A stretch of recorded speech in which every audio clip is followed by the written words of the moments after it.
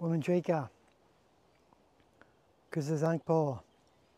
Kimcho, Salamat Pagi Abakaba, Asana Sante Bawana, Talofa, G'day, how are you? Just adjust that camera. I've got a tree sticking out my head. That's a bit better. Alright, today I came across a Wurundjeri Elder.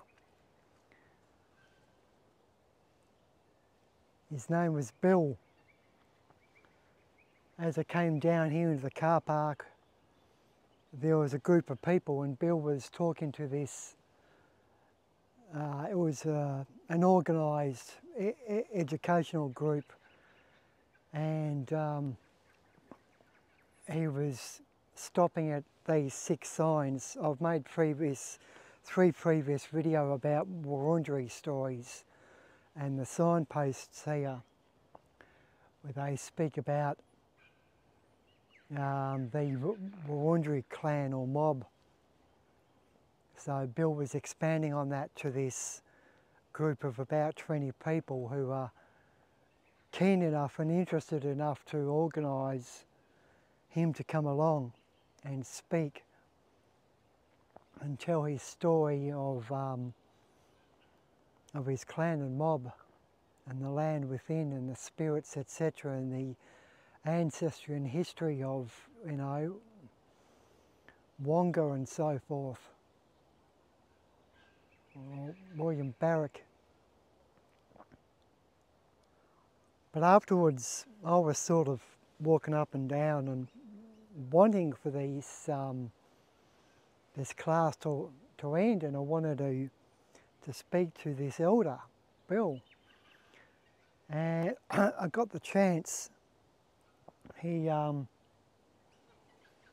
was walking towards me. I think they had a smoking ceremony, and he picked up a dish, a metal bowl where they burnt the leaves, and picked it up to go back to his car after the talk. Anyway, came across Bill, introduced myself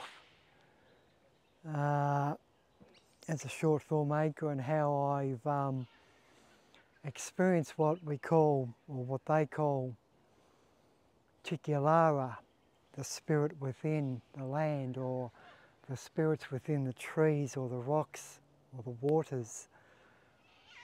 And I also mentioned to him that I've had various experiences with regards to what I believe are Yowie type creatures, or Imjim Taramali, or Junjari,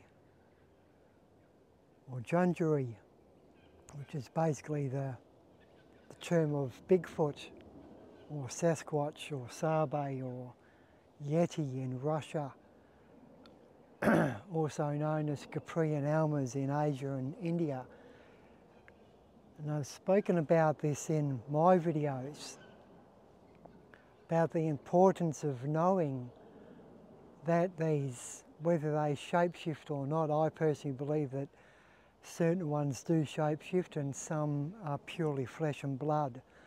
But anyway, I asked him, and I said to him that I felt Tikulara, I felt the spirits emitting from these trees here, these 3 trees here, as well as feeling spirits from other trees just to the right of me here, taller gum trees, and 3 further trees further down the track, as well as seeing a shape-shifting face and a shape-shifting bipedal male, which I've made videos of. And I mentioned this to Bill, and he was quite curious, he was quite interested. And I also mentioned about the whooping and I've been grunted at and I've been whooped at around the Castlemaine area, as well as up around the Dandenong Ranges with falling branches. And he mentioned a couple of names of, God, I've got deja vu. deja vu is good, by the way. Anyway, I told Bill about my experiences, and he gave me a warning about bad ones or evil ones. And I've also spoken about this too, how within the spirit realm, whether it's Sabe, Sasquatch, Elmers, Capri, or mountain giants, or even pixies, fairies, goblins and elves, there's good, there's bad, there's evil, and there's tricksters. So Bill mentioned this as well, but he focused on bad ones, and he mentioned a region where it's basically tidal swampland or marshes in a location in Victoria, and there's ancestral stories, ancestral narratives, basically warning his mob or clan of, or their mob or clan of shape-shifting creatures, and he mentioned that in that area not to stray away from your main camp, you know, your main campsite where you got a fire and tents or a mud hut or whatever. And he said, don't stray away from your campsite at night time, especially with regards to children. Don't let them wander at night, because these shape-shifting creatures, and quote unquote, he said, they emit from trees, they come out of the trees. And I've heard that story before, numerous occasions, from various first-hand accounts as well as modern humans, of people seeing spirits emitting from trees. And I guess I've come close with regards to feeling spirits within these trees, not 3 metres from me, about 9 months ago, and the other trees. And I saw the shape-shifting spirit, the male, a couple of 100 metres down the track. I didn't feel scared, but it was a warning from Bill that there are evil ones, and especially with regard to children, don't stray away from a camp, you know, stay together as a mob or a clan or a group. So for me, that was great. Firstly, it was great to see Bill and speak to him, even though it was brief. But it was also good that he gave, for me, first-hand clarification from a Wurundjeri Elder of the need to be aware of shape-shifting spirits, whether they're Yowie, Yahoo, Imjim, Taramali, or Sabe, Sasquatch, whatever. They are real, they do exist. You know, these stories have been passed down from generation to generation for as long as humans have walked this earth. So, as I've said in previous videos, whether it's talking about a backpack or a shoulder bag, and carrying a hand saw, carrying a water purification straw, carrying a lighter and fire starting equipment, food and water, and basically in general just being safe in the bush. But also other videos which I've spoken to you about Bigfoot creatures, whether it is Sasquatch, Sabe, Yowies, Yetis, Imjim, Taramali, Elmers, Capri, etc.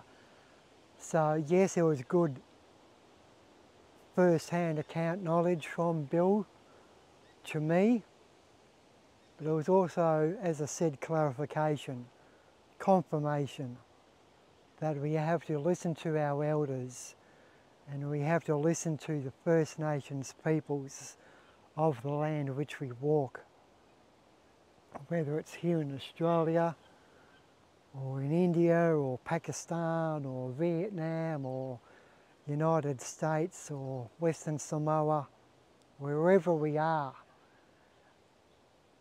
there's stories of these shape-shifting creatures, spirits within the land. Most of the time, or some of the time, they do shape-shift into flesh and blood. So I'm not trying to scare anyone. This is educational. It's mainly a respect for the land, and to gain respect you have to gain knowledge from people like Bill and the elders and the stories of ancestral narratives from whatever tribe it is, whatever clan or mob it is. Respect it. Just because we live in a modern day society and we've blatantly destroyed the land and we live in this so-called modern society doesn't mean that we don't respect past history, because their history lives on. It always has lived on. It always is a land. And you can't kill the spirits, you can't kill the animals, and you can't kill the ancestral narratives, because they simply live on. Simple as that. Always have, always will. So, yeah, for me it was clarification. So as I've mentioned before, do your own research, whether it's through newspaper articles or YouTube channels or documentaries or speaking to elders like Bill. Do it. Organise a teaching class and get people like him to come to you on their land and talk about their history and folklore and ancestral narratives. So yeah, I'm going to leave it at that. But as I say, don't be scared.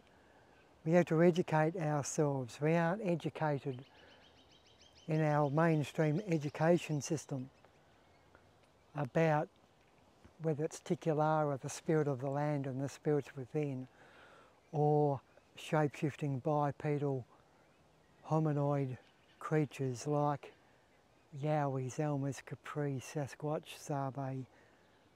Alright, I'll leave it at that.